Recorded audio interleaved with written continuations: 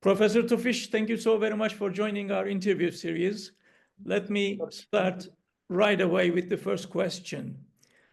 What is your assessment of the first round of presidential elections in Romania, as the candidate of far-right George Simion got almost 40% of the vote? What is your prediction about the second round of elections that will be held on May the 18th? First of all, thank you for inviting me. It's very nice to talk to you.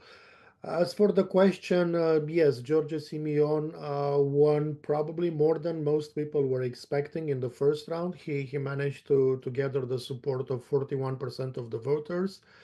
And on the second place, we have a candidate from what's considered to be a pro-European position, an independent, Nicu Jordan, who is the mayor of Bucharest. When it comes to Simion's results, they might seem as a surprise, but they really shouldn't, because if you look at the percentage of votes that the sovereignists, the extremists, however you want to call them, people are giving them various labels in Romania. During the November first round of the presidential elections, the ones that have been cancelled, Simion and Georgescu together got more than 30% of the votes. So it's not unexpected, given that people in Romania, voters in Romania, were really disappointed with the decision to cancel the elections, and they got really angry at that. They lost their trust in the electoral process to some extent. And basically, they had 6 months, so almost 6 months from November till the present time, to actually coalesce more and more around the idea of somebody should pay for that decision to cancel the elections. And Simion was the one that basically was at the center of this movement. He was the one that captured the votes of all the disappointed voters in Romania. So from that perspective, an increase from 30-something% to 41% over 5 months, with people really disappointing about this decision, it's not really a surprise. When it comes to what will happen 2 weeks from now, that is a little bit more difficult to actually predict. Of course, Simion has the first chance, but I mean, he has only to gather 9-10% beyond what he already gathered in the first round, and that is easy to collect. The problem is that both candidates in the second round, both Simion and Nicu Jordan, started already negotiating with all political parties. Last evening, basically the governing coalition broke up. The prime minister decided to resign. The leadership of the Social Democratic Party is also resigning. So everything is in flux right now. The Liberals decided again yesterday that they will support Nicu Jordan in the second round of elections.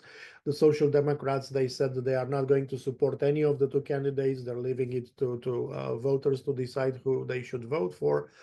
But these are just,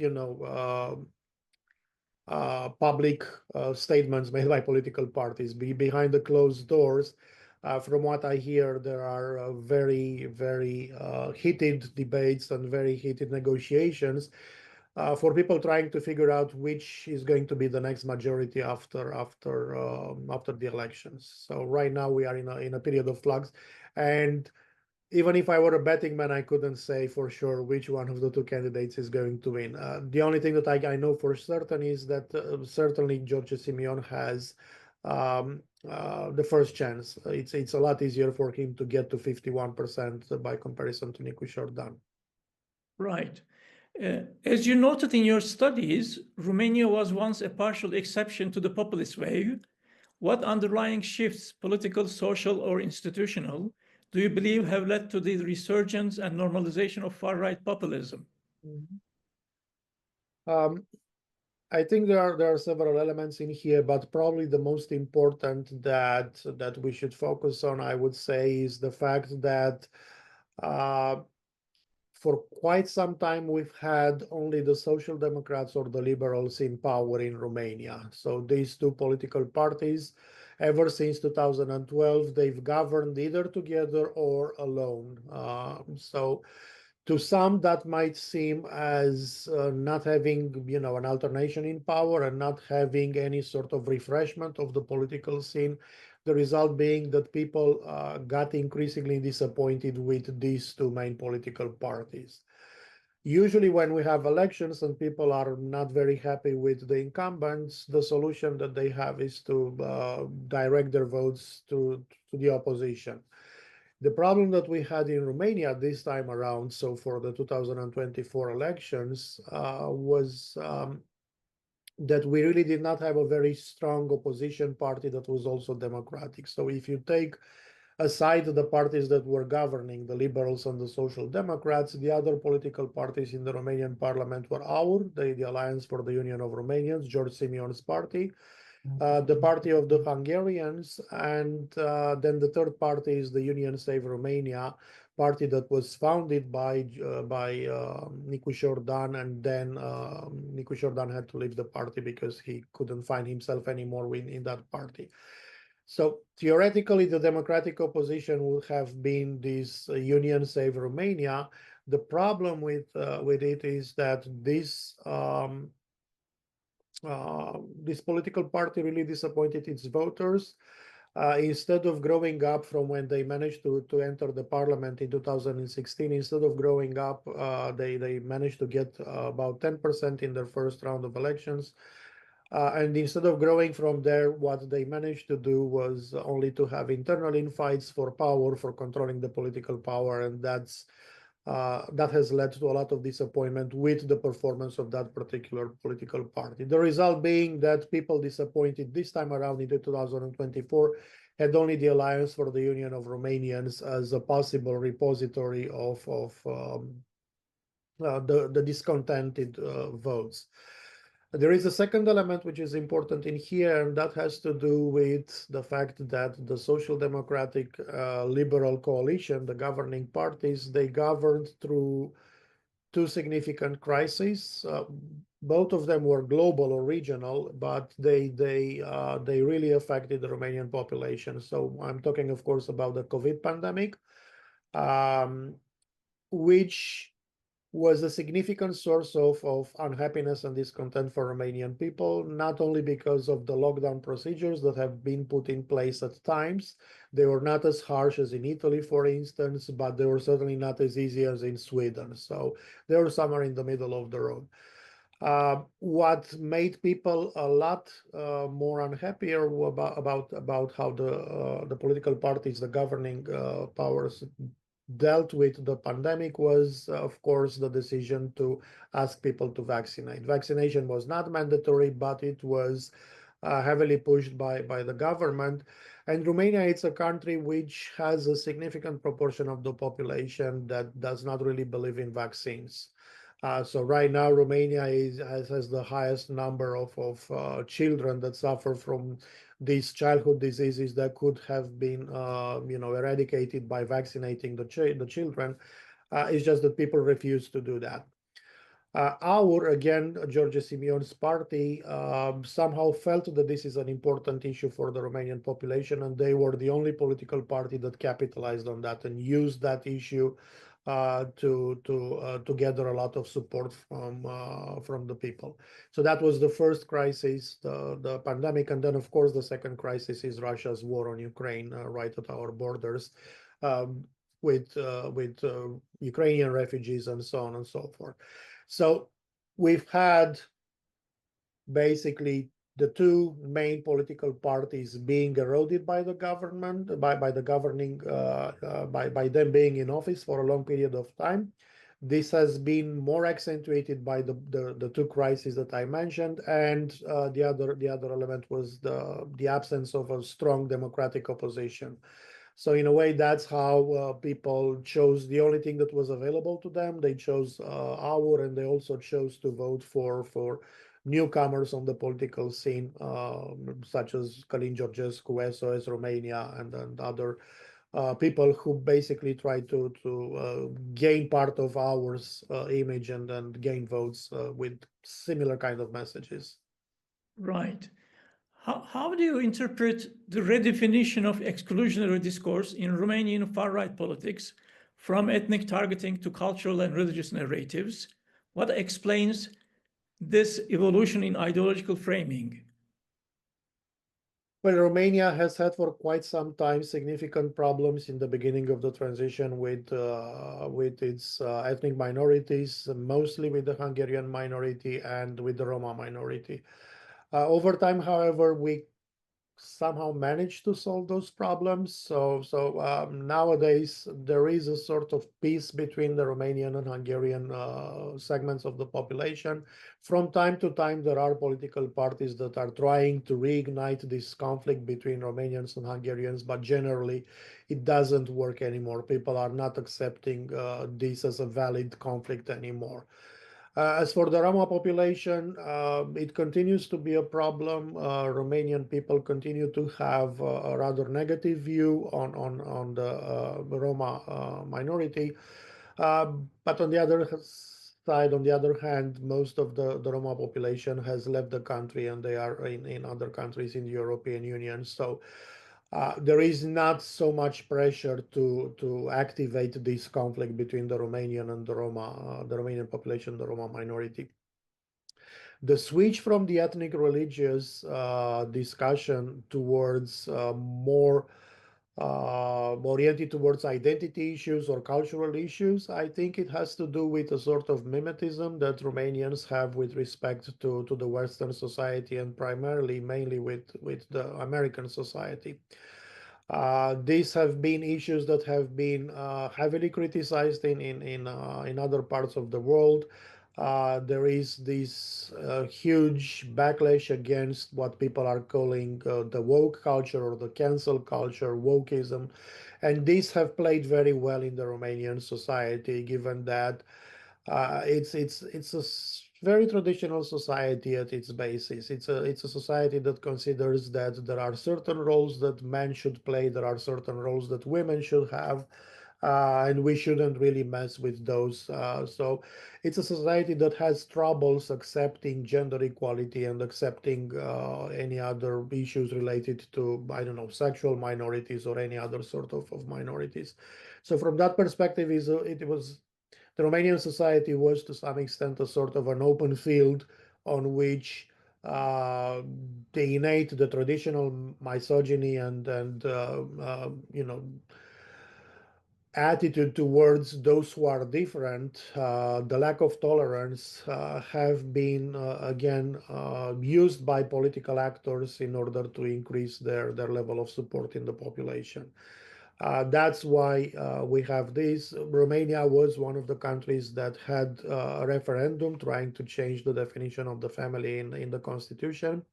It did not pass the threshold to be validated, but it was part of these countries in the region in the former Eastern communist bloc that in the last decade or so have continued trying to push back towards these new ideologies as they are considering them. And of course, there is a second element in here.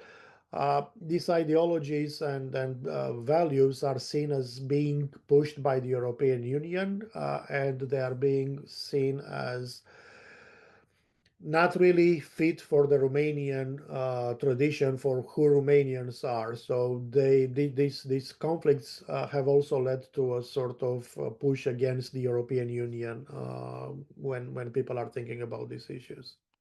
Right. What do you see as the main drivers behind George Simion's current popularity, particularly among younger voters and segments of the diaspora? To what extent is his appeal rooted in ideology versus anti-establishment sentiment? I would say that almost all of its appeal is coming from the anti-establishment sentiment, and it doesn't have to do with ideology. George Simion had at times quite strong positions, anti-European Union positions, and over time he figured out that it doesn't work that well. It's not a message that works in the Romanian population, so he kind of moderated his perspective over the last 2 or 3 years. If you talk to people in Romania with regular voters, most of them are going to tell you exactly what I said a little bit earlier. They are sick and tired of having the same people governing the country for more than a decade. And we could see this in the names of the candidates that these political parties selected to run for the presidency in November and even now. They're basically the same people that everybody knows for more than 10, 15 years. They have been in power. They have always been at the center of power, and people are just unhappy with their performance, and they want to see a change. And this time around, they want to see a change that is completely separated from the mainstream political parties. That's why everybody who wanted this kind of change has moved towards George Simion and his political party. Nicu Jordan, even though he is the mayor of Bucharest, he is running as an independent. He was the founder of the Union Safer Romania, but Union Safer Romania, it's a small political party. He's no longer a member of that political party. So Nicu Jordan himself is seen as somebody who is not necessarily associated with the mainstream political parties. He's rather another type of he's benefiting from this idea of change, but for for a different segment of the population. So it's usually people who are voting for Simion. We've just seen this morning some exit polls, and we could see who are the voters of Simion. They are generally less educated, so he has a significant margin among people who have only a bachelor, only a high school diploma. Whereas Nicu Jordan is generally voted by people with higher education, people who have a college degree at least. So there is a very strong association with the level of education of the voters, and of course, education is generally associated with income, it's associated with wealth. So the conflict is basically, I would say, a conflict between people who have had to gain over the last 10, 15, 20 years from the way Romania has developed, and people who did not benefit as much from Romania's improvement in economic terms. If you look over the statistical indicators, the macroeconomic indicators, Romania has done great over the last 2 decades. It's just that internally, the wealth, this extra wealth that Romania has managed to gather has not been distributed equally, and people are feeling that more and more. So there is this sort of cleavage that has become important between the winners and the losers of the last 20 years of economic reforms. So that's in the end, you have the second round of the presidential elections 2 weeks from now. Two people, both of them represent change from the mainstream political parties. It's only that one, George Simion, is representing change that is supposed to help those who have not benefited from the economic developments in the last 2 decades, whereas Nicu Jordan is supposed to be the representative of, the upper middle class, the educated classes, those that have actually improved a lot their condition over the last 2 decades. Right. The annulment of 2023 presidential election and the disqualification of Călin Georgescu triggered strong domestic and international reactions, feeding into populist narratives of elite conspiracy and Western interference. How has this grievance-driven discourse shaped AUR's electoral mobilization, and to what extent has public backlash against the court's decision contributed to George Simion's rise in popularity? Well, it's pretty much the same distribution for the two, the same distribution of support for the two candidates as the one that I've just mentioned. Both supporters of George Simion were unhappy with the decision to cancel the elections, and also the supporters of Nicu Jordan. So we have again two groups in the society. So it's the people who are less educated and that don't have a very good economic situation, that are unhappy because the annulment of the elections took away their candidate. And then you have the people who are educated and better off financially, economically, who are unhappy with the decision, not because Călin Georgescu was blocked from running again, but because it's running against democratic principles. So there are various explanations for their discontent, but again, these two groups are actually converging with the consequence of that decision. They are unhappy with it, and they want to punish those who took that decision.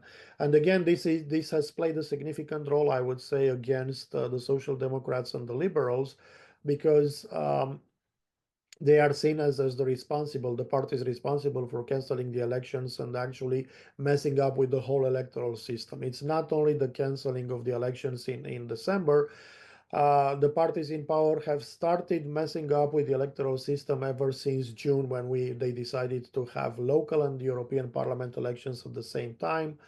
So basically, everybody was talking only about local issues, and nobody was talking about issues related to Romania's membership in the European Union and what the Romanian MPs to Brussels could do for Romania.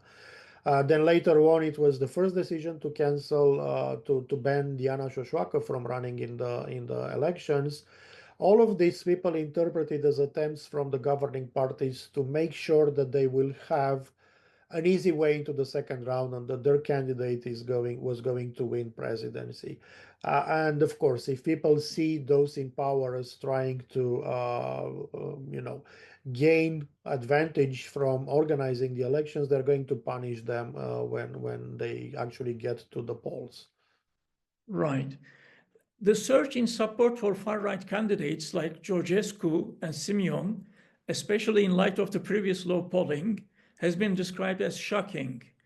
Do you agree with this characterization, or were there early indicators that mainstream analysis missed? I wouldn't say necessarily shocking. I mean, it was probably shocking for people who do not pay attention to the political system and to the political actors. But for those of us who are actually working with politics as a subject of study, it's not necessarily a surprise. Călin Georgescu showed up as a surprise for most voters.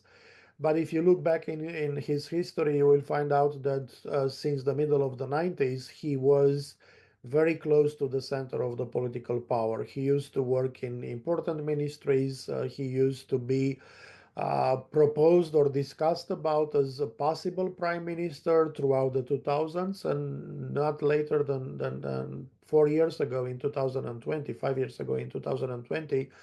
At the previous round of parliamentary elections, AUR actually proposed Călin Georgescu as a prime minister when they went to the president to discuss for a possible majority in the parliament.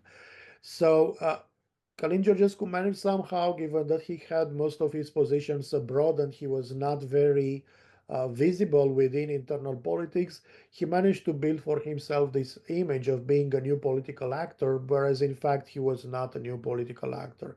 The same is true about Simion. He's not a new political actor. He has been active in Romanian politics and civil society ever since 2010, the beginning of 2010s.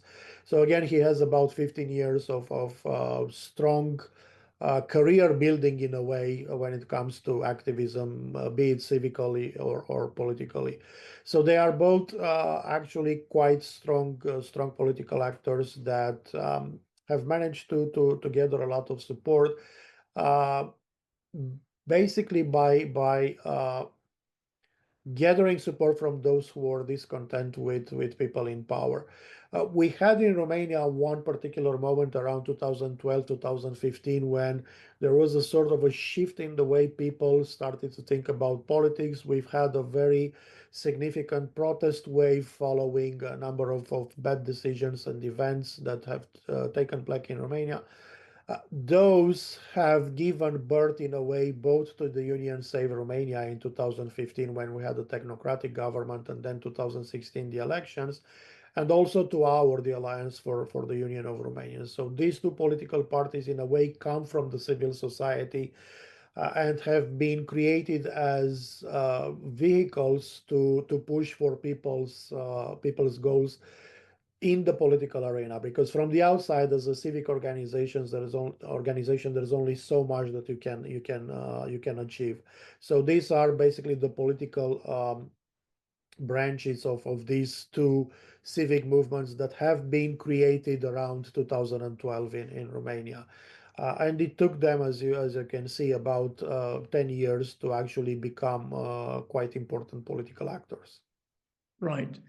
In the light of recent political events, including the cancelled 2023 vote and US criticism of Romania's handling of Georgescu's candidacy, do you believe Romanian democracy is entering a phase of greater polarization or institutional erosion? I mean, this is just, the last straw, the last example of Romania backsliding a little bit. There are two elements that I would discuss in here. The first one, when it comes to polarization within the population, this has something that has been present in the Romanian society for quite some time. Ever since the beginning of the post-communist regime in Romania, we've had a number of significant cleavages that have divided the population. It used to be the communist, anti-communist cleavage, which after that transformed into a cleavage supporter of the Social Democrats and opponents of the Social Democrats. And now in recent years, this is kind of changing as well. But it has to do in a way with, let's say, our propensity to, our tendency to not engage in negotiations. It's just the result of the last 10 or 15 years in the way politics were running in Romania. Politicians played politics as a zero-sum game, and people just took their cues from the politicians. If politicians are not going to discuss with one another, if they're not going to negotiate, we can't expect their supporters to behave differently, because they are learning from their own politicians, from their own representatives, the ones that they are supporting. So if they see them fighting every time, this is the kind of culture that they are accepting as well.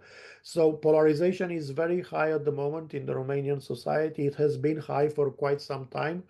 Um, and this is a significant problem, because we do need, as a population, to sit at the same table and discuss what do we want to do in the next 5 or 10 years, and how do we see Romania's future. So that's a problem. The second element, the one that is related to politics and institutions, um, Romania has been very slow in implementing democracy. It managed to implement it up to a certain level, and after that, politicians started playing around with various aspects of democracy. So they started trying to uh, put one against another the various branches of the government. So sometimes the parliament has been attacked by the president under Băsescu's presidency. He made a habit of attacking the parliament, dismissing the members of the parliament, and arguing that they are just useless and they are just talking and not doing anything. At times, the judicial branch of the government was put under pressure, and politicians were trying to control that branch. So in the last decade or so, Romania has started declining. If you look at democracy rankings, not very much, not to the extent that Poland declined when was under the government of peace, or the way Hungary declined under Viktor Orban. But there was a long period of stagnation, and then slowly it started to decline on particular dimensions of democracy. Um, it also, I mean, this decline in democracy in Romania, I think it was helped to some extent by the fact that Romanians do not really have a very strong history of getting involved in the society, getting involved in politics, getting involved in the civil society in a nutshell.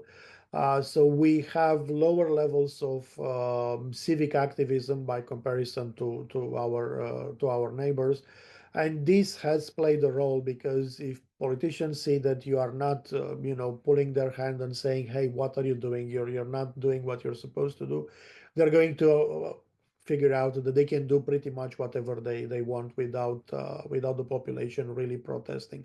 So it's only if something that is completely egregious, or something that is morally abhorrent to the population is happening, then the population becomes a little bit more active and it starts protesting. And then you can probably remember a number of protests that Romanians have had in Bucharest and some of the bigger cities. But generally, when it comes to building something when it comes to controlling the political parties day to day, that's a little bit less common as a type of activity among the Romanian population. Unfortunately, we're still learning.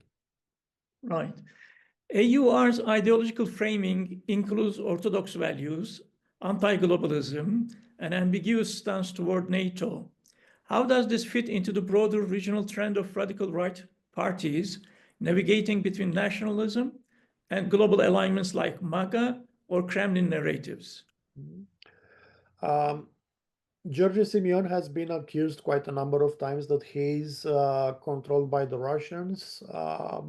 That's an accusation that I am not sure it can be really proven. I haven't seen any significant evidence that would link him to Russians.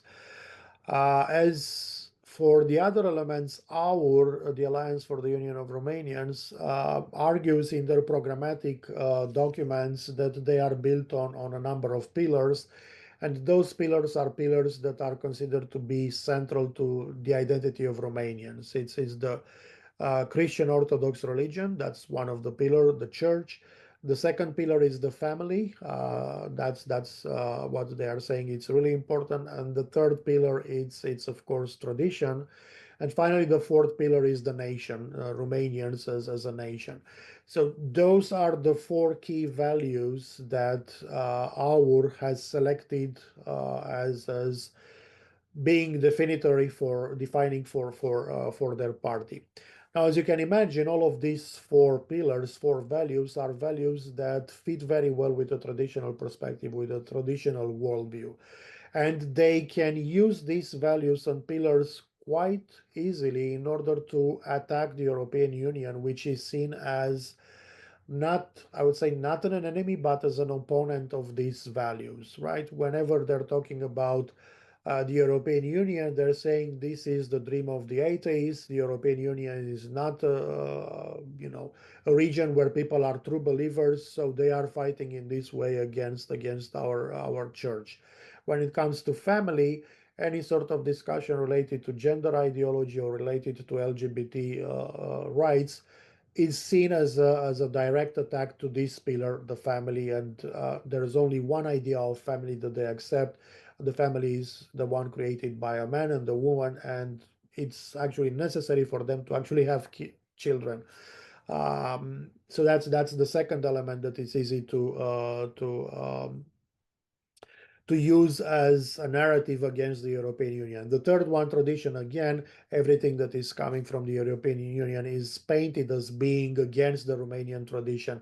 So AUR, in a way, used those narratives and framed their messages in such a way that initially, and for a while they were quite adamant about it, were placing them quite at odds with the European Union, until they realized that people in Romania do enjoy being part of the European Union. They consider the EU as being overall a win for Romania. It has helped us develop economically. It has allowed us to go abroad.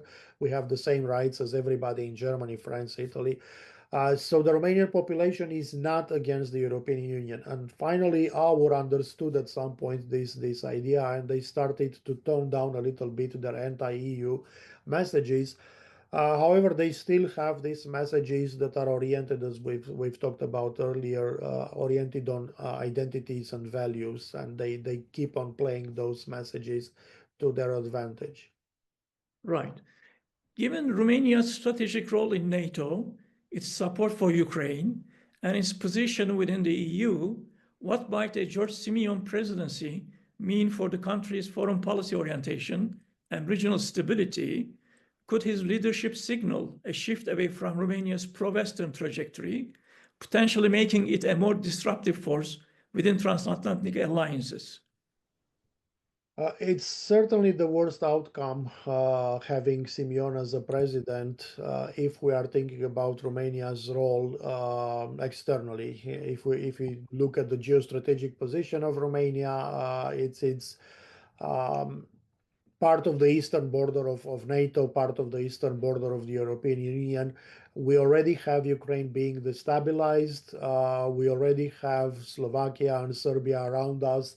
close neighbors or the next country over.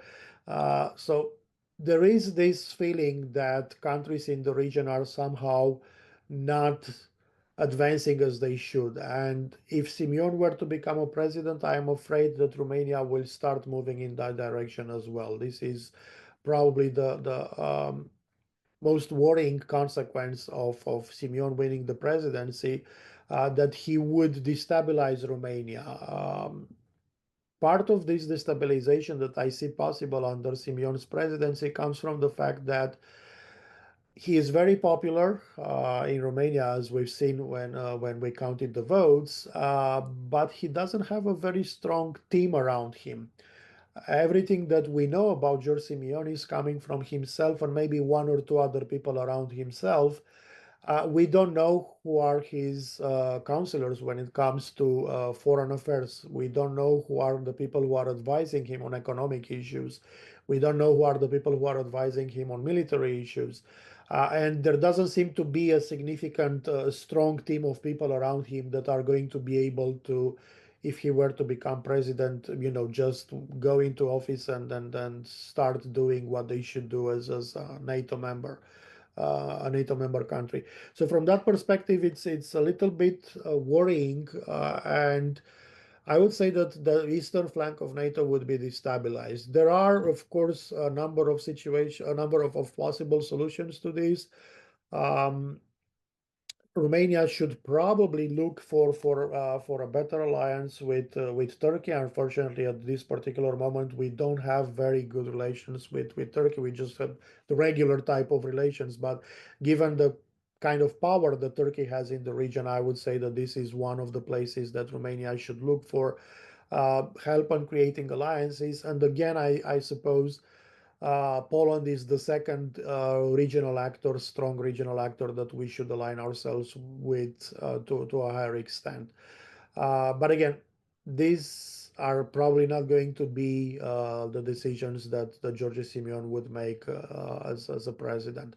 We'll see how it goes, regardless of whether Simion or Nicu Jordan are going to become presidents. We just have the summit coming up in a little bit over a month. So that's actually going to be the first significant international meeting to which the new president is going to go.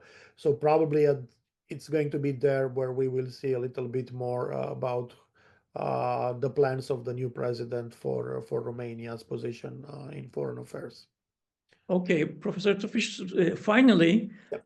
how much do you think US President Trump's policies have affected elections in Romania? It's kind of difficult. I mean, I lived for 6 years in the United States. I consider it to be like a second home for me. However, the current administration, it's kind of difficult to understand for me. I don't understand why Trump is making a number of decisions that he has taken. Um, so I don't see how I don't understand what his ideas about Romania are at this moment. Let's put it in this way. Of course, there have been some signals from the U.S. administration. There have been some high-profile visits in Romania, and some of these people have met with George Simion, and it seems like George Simion would be supported by the American administration. Um, I am not sure that that is actually the case. I mean, given Trump's outspokenness, if he were to actually support George Simion, he would have absolutely no trouble saying this publicly. And so far, he has not said that. What the American administration has done was to criticize the decision of the Romanian Constitutional Court to cancel the elections. But again, we've just seen a couple of days ago that they also criticized Germany's decision to label AfD as an extremist organization. So they are playing around very easily with the words in this particular administration, and they don't follow, let's call them, the traditional diplomatic customs of not getting involved in other people's businesses directly. So it seems that it's rather, I would say, Trump's administration's interest in a different type of democracy than his support or the administration's support for a particular candidate in Romania. They do have troops in Romania. They do have military bases in Romania. There has been a lot of cooperation, especially military cooperation, both within NATO and bilaterally. I don't think that Trump at the moment would support a particular candidate. So I don't expect anything of this type of event to happen in the next 2 weeks. So we're on our own. We have to decide by ourselves who we're going to vote for. Professor Tufiş, thank you so very much for your time. I appreciate it. Okay. You're welcome. Thank you for inviting me.